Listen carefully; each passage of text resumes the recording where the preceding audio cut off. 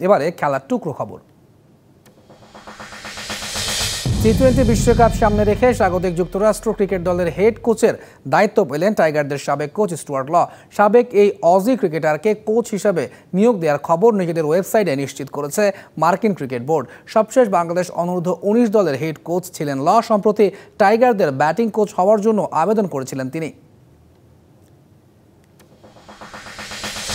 FA কাপের প্রথম round থেকেই রিপ্লে ম্যাচের নিয়ম বাদ দেওয়া হয়েছে। সামনের মৌসুম থেকে দলগুলো মাত্র একটি ম্যাচই খেলার সুযোগ পাবে।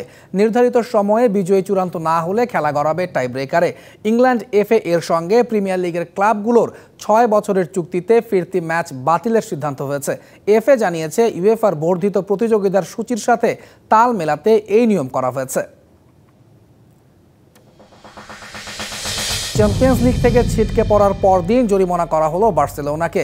পিএসজির মাঠে সমর্থকরা বর্ণবাদী আচরণ করায় স্প্যানিশ ক্লাবটিকে 32,000 ইউরো জরিমানা করা হয়েছে।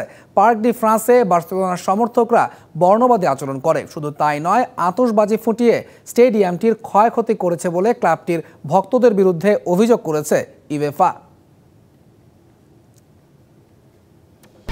1, 2, 3 ঢাকায় জমি জিতে নিন 100% ক্যাশব্যাক সহ 20 কোটি টাকার পুরস্কার।